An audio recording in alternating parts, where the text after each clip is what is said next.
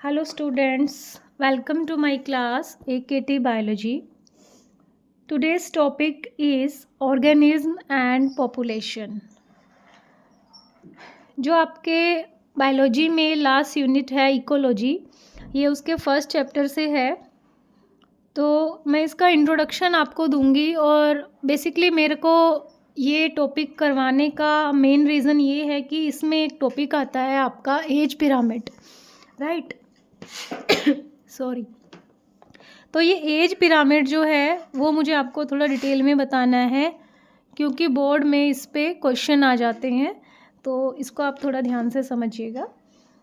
Organism and population, मैं starting से चल रही हूँ कि ऑर्गेनिज्म और पॉपुलेशन जो हैं वो कौन से लेवल पे स्टैंड करते हैं। अगर हम ऑर्गेनाइजेशन की बात करें तो आपको पता ही है सबसे लोवेस्ट लेवल पे मैक्रोमोलिक्यूल्स होंगे। Macromolecules like DNA, RNA, lipids, protein, carbohydrates. Then macromolecules जो हैं collectively they form cells. Cells से फिर आपके टिश्यूज़ बनते हैं, टिश्यू से organ, then organ system, then complete organism, right. Organ system like your digestive system, respiratory system, reproductive system. Organism के group को आप क्या कहोगे? पॉपुलेशन, ठीक है। पॉपुलेशन से फिर कम्युनिटी बनती है जहाँ पे वो इंट्रैक्शन करते हैं एक दूसरे से, ठीक है। Communities leads to the formation of ecosystem, जहाँ पे एनवायरनमेंट के दो कंपोनेंट होते हैं, बायोटिक एबायोटिक, इंट्रैक्शन करते हैं। मैं अभी इसको डिटेल में बताऊंगी। Then finally biome. बायोम जो है वो लार्जर एरिया के लिए वर्ड यूज़ किया गया है। फॉर एग्जांपल जैसे temperate region, tropical region, they are the typical biome according to their temperature conditions, precipitation, snowfall, rainfall extra, ठीक है। तो ये वाले लेवल है मैक्रोमोलिक्यूल से लेके ऑर्गेनिज्म, इनकी बायोलॉजी आप सेल बायोलॉजी में पढ़ते हो, ठीक है। लेकिन जो ये लास्ट वाले लेवल है इनको आप इकोलॉजी में पढ़ेंगे। आपके सिलेबस से बायोम को निकाल दिया गया है इस बार, ठीक है। तो हम ऑर्गेनिज्म और पॉपुलेशन वाला पार्ट इस चैप्टर में पढ़ेंगे। तो इकोसिस्टम क्या होता है? सबसे पहले ecosystem is the interaction between organism and its surrounding environment. मतलब कोई भी ऑर्गेनिज्म है, चाहे वो प्लांट है या एनिमल है, इंसेक्ट है, कोई भी स्पीशीज़ है, उसका अपने आउटर एनवायरनमेंट के साथ इंटरेक्शन, ठीक है। ऑर्गेनिज्म क्या हो गया? बायोटिक कम्युनिटी हो गया। और एनवायरनमेंट क्या हो गया? उसका एबायोटिक कम्युनिटी हो गया। बेसिकली एनवायरनमेंट के दो कंपोनेंट होते हैं, बायोटिक और एबायोटिक। बायोटिक में आएंगे प्लांट एंड एनिमल्स जो लिविंग ऑर्गेनिज्म है। एबायोटिक में एनवायरमेंटल फैक्टर आएंगे जो फिजिकल एनवायरमेंटल फैक्टर्स हैं, टेम्परेचर, वाटर, लाइट, सॉइल। मतलब जब प्लांट और एनिमल्स फिजिकल एनवायरनमेंट के साथ इंटरेक्ट करके एक एनवायरनमेंट में रहते हैं इंट्रैक्शन से, according to changing temperature, water, light conditions, they survive. तो they made an ecosystem. For example एक पॉन्ड है, ठीक है। एक पॉन्ड क्या है? छोटा इकोसिस्टम है। उसमें उसका बायोटिक कंपोनेंट क्या हो गया? उसमें कुछ फ्रॉग्स भी होंगे, उसमें कुछ फाइटोप्लैंक्टन्स भी होंगे, प्लांट पार्ट, जू प्लैंक्टन्स होंगे, उसका एनिमल पार्ट, एल्गी होगी, ये सब उसके बायोटिक कंपोनेंट हो गए। और पॉन्ड का एबायोटिक कंपोनेंट, पॉन्ड में पानी है, सनलाइट भी है, बॉटम पे सॉइल है, और दूसरे जो माइक्रोब्स बॉटम पे प्रेजेंट होते हैं वो बायोटिक कंपोनेंट में आएंगे, ठीक है। तो वो जो बायोटिक कंपोनेंट हैं पॉन्ड के, प्लांट्स हैं, एनिमल्स हैं, वो according to the abiotic component खुद को सर्वाइव किए हुए हैं। प्लांट सनलाइट को यूज़ करके फोटोसिंथेसिस करते हैं पॉन्ड में, राइट, एल्गी वगैरह। उसी तरह से एनिमल्स हैं वो डिकम्पोजिशन करेंगे जो माइक्रोब्स प्रेजेंट हैं on the bottom level of the pond, ठीक है। तो together they make a system that is known as ecosystem, ठीक है। अब बायोम की बात, बायोम क्या है? बायोम इकोसिस्टम से डिफर कैसे करता है? इकोसिस्टम तो एक स्मॉल यूनिट हो गई, स्मॉल क्या बड़ा भी हो सकता है इकोसिस्टम, ठीक है। बहुत सारे इकोसिस्टम जब एक साथ किसी लार्जर एरिया में हम स्टडी करते हैं, then according to the same environmental conditions, तो उसको बायोम कहते हैं। तो biome is the natural ecological grouping of plant and animal extending over larger area, जैसे रेगिस्तान है, रेगिस्तान एक बायोम है, ठीक है। मेघालय वाले रीजन जहाँ बारिश होती है, प्रेसिपिटेशन वगैरह वहाँ पे ज़्यादा है, ठीक है, वो अलग रीजन है, ठीक है। तो वो क्या है, वो पर्टिकुलर बायोम्स हैं और उन बायोम में अलग अलग टाइप के इकोसिस्टम मिल सकते हैं, छोटे बड़े हर तरह के, ठीक है। This is about the introduction of ecology ecosystem, ठीक है। मेन टॉपिक जो आपके बुक में स्टार्ट होता है दैट इज़ पॉपुलेशन। पॉपुलेशन क्या है, group of organism, right.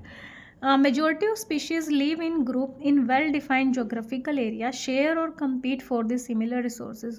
Group of species जो एक particular area में रहती हैं वो या तो resources को share करेंगे, share नहीं करेंगे तो competition करेंगे, ठीक है। potentially interbreed होता है sexually reproduction करेंगे, लेकिन क्योंकि हम ecology study कर रहे हैं तो population तो एसेक्सुअल रिप्रोडक्शन से भी बढ़ती है, ठीक है। तो इसीलिए यहाँ पे दोनों टाइप के रिप्रोडक्शन को हम इंक्लूड करेंगे, sexual and asexual reproduction, then they constitute a population, ठीक है। फॉर एग्जांपल पॉन्ड में नंबर ऑफ लोटस प्लांट क्या है, वो लोटस की पॉपुलेशन है। आपके पास एक कल्चर प्लेट है बैक्टीरियाज की, वो बैक्टीरियाज क्या है, वो बैक्टीरिया की पॉपुलेशन है, number of bacteria. This is about the definition of population. Now we will study population attributes. Population attributes क्या होते हैं, पॉपुलेशन के कैरेक्टरिस्टिक फीचर्स।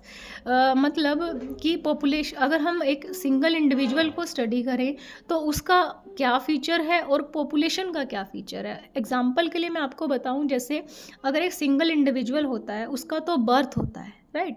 पॉपुलेशन में हम बर्थ नहीं बोलेंगे, हम बोलेंगे birth rate, right. Single organism की डेथ होती है, पॉपुलेशन में हम बोलेंगे डेथ रेट। चलो इसको स्टडी करते हैं डिटेल में। एट्रीब्यूट्स ऑफ पॉपुलेशन, ठीक है। सबसे पहला जो एट्रीब्यूट है that is birth rate and death rate. Individual organism has birth और डेथ, राइट, ये आपको पता ही है। लेकिन पॉपुलेशन की क्या होती है, बर्थ रेट और डेथ रेट। दैट रेट मतलब per capita birth, that is पर 1000 बर्थ और पर 1000 डेथ। तो बर्थ रेट अगर पेपर में कैलकुलेट करना निकालना आता है, न्यूमेरिकल आता है, you will write birth rate is equal to जितना बर्थ हुआ in that population, birth number divide by the initial population of that we are talking about. जैसे एग्जाम्पल है, एक 20 lotus plant last year in a pond and 8 new are added through the reproduction, what is the birth rate, ठीक है। तो birth rate is equal to number of birth that is 8 divide by 20 जो total population थी, तो birth rate आ गई 0.4 offspring per lotus per year. Then sex ratio, individual organism क्या होता है, या तो वो मेल होगा या फीमेल होगी, लेकिन हम पॉपुलेशन में बात करें तो पॉपुलेशन में हमेशा हम सेक्स रेशो की बात करते हैं, that is number of female पर 1000 मेल। तो एग्जांपल के लिए हम पॉपुलेशन की बात करेंगे, if there are 60% female then remaining 40 are males. Age, now population में इंडिविजुअल तो ऑर्गेनिज्म क्या होता है, एज मतलब वो इतने एज का है, वो इतने एज का है, हम यही बोलते हैं। लेकिन पॉपुलेशन में, population is composed of individual of different ages, ठीक है। तो अलग अलग एज के होते हैं और इंडिविजुअली ऑर्गेनिज्म की एक सर्टेन एज होती है। If the age distribution is plotted for population, resulting structure is called age pyramid. लेकिन अगर हम इस एज डिस्ट्रीब्यूशन को पॉपुलेशन में एक प्लॉट, उसको पॉपुलेशन के लिए प्लॉट करेंगे तो स्ट्रक्चर जो बन के आएगी उसको हम बोलते हैं एज पिरामिड, ठीक है। एज पिरामिड पे क्वेश्चन आ जाते हैं बोर्ड में, very important topic from the board point of view. Age pyramid shows age distribution of male and female in a combined diagram. इसमें अलग अलग हम मेल फीमेल को डिस्क्रिमिनेट नहीं करेंगे, कंबाइंड डायग्राम में हम उन दोनों को रिप्रेजेंट करेंगे। If age distribution that is percent individual of a given age और age group is plotted for population, the resulting structure is known as age pyramid. तो दो पिरामिड की जो एज है वो हमें पॉपुलेशन की ग्रोथ के बारे में बताएगी। मतलब शेप से हम आइडिया लगा सकते हैं किसी पर्टिकुलर हैबिटेट में वो पॉपुलेशन ग्रो कर रही है या डिक्लाइन हो रही है या उसमें कोई चेंज नहीं हो रहा, ठीक है।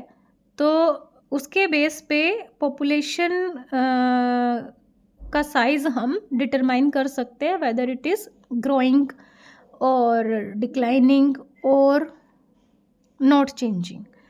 तो इस बेस पे 3 एज पिरामिड के टाइप होते हैं। पहला है एक्सपेंडिंग, दूसरा स्टेबल, तीसरा डिक्लाइनिंग। जब हम एज पिरामिड ड्रॉ करते हैं तो सबसे नीचे हम प्री रिप्रोडक्टिव कैटेगरी वाले लोगों को डालते हैं। प्री रिप्रोडक्टिव कैटेगरी वो लोग, वो पॉपुलेशन जो अभी रिप्रोड्यूस नहीं कर सकते, अपने प्यूबर्टी से बिलो हैं। रिप्रोडक्टिव कैटेगरी जो रिप्रोडक्टिव फेज़ में है, they are reproducing. Post reproductive category जो अब they will go for death only, they will not reproduce any more. ठीक है, तो अब ये जो पहला पिरामिड है, यहाँ पे हम कह सकते हैं population growth is expanding, that's why it is expanding age pyramid. कैसे कि यहाँ पे जो प्री रिप्रोडक्टिव पॉपुलेशन है वो बहुत ज़्यादा है एज़ कम्पेयर टू रिप्रोडक्टिव। हम ना प्री रिप्रोडक्टिव और रिप्रोडक्टिव वाले नंबर का कंपैरिजन करेंगे। ठीक है, प्री रिप्रोडक्टिव वाले लोग ज़्यादा हैं, रिप्रोडक्टिव वाले कम हैं। पोस्ट वाले तो रिप्रोड्यूस कर ही नहीं सकते, ये तो फिर कंट्रीब्यूशन इतना इनका नहीं होगा पॉपुलेशन ग्रोथ के लिए फ्यूचर में। ठीक है, लेकिन इन फ्यूचर रिप्रोडक्टिव वाले पोस्ट रिप्रोडक्टिव वाली कैटेगरी में चले जाएंगे। ठीक है, और प्री रिप्रोडक्टिव रिप्रोडक्टिव कैटेगरी में आ जाएंगे। तो यहाँ से आप आइडिया लगाओ कि अगर प्री रिप्रोडक्टिव अभी ज़्यादा है तो जब वो रिप्रोडक्टिव फेज़ में जाएंगे with the passage of time, उनका जो वो रिप्रोड्यूस करेंगे वो number current reproductive population size से ज़्यादा होगा, क्योंकि उनका खुद का नंबर इतना है तो उनकी प्रोजनी का साइज़ भी ज़्यादा होगा, मतलब फ्यूचर में पॉपुलेशन बढ़ेगी। That's why we can say this is expanding age pyramid. उसी तरह स्टेबल एज पिरामिड में क्या है, यहाँ भी हम प्री रिप्रोडक्टिव और रिप्रोडक्टिव को कंपैरिजन करेंगे। सिंस प्री रिप्रोडक्टिव पॉपुलेशन और रिप्रोडक्टिव पॉपुलेशन का साइज सेम है, फ्यूचर में जब रिप्रोडक्टिव वाले अपने पोस्ट रिप्रोडक्टिव कैटेगरी में चले जाएंगे और प्री रिप्रोडक्टिव कैटेगरी में आ जाएंगे, क्योंकि दोनों का नंबर सेम है तो इनसे प्रोड्यूस होने वाली प्रोजनी भी लगभग सेम साइज़ की होगी, नंबर सेम होगा, तो पॉपुलेशन पे इतना इफेक्ट नहीं पड़ेगा। तो we can say in future population will remain stable, that's why it is stable age pyramid. In declining age pyramid में क्या होगा, प्री रिप्रोडक्टिव वाले जो अपने अभी प्यूबर्टी से बिलो लाइन पे है वो ऑलरेडी नंबर में कम है और रिप्रोडक्टिव अब ज़्यादा है, मतलब पॉपुलेशन इस टाइम ज़्यादा है।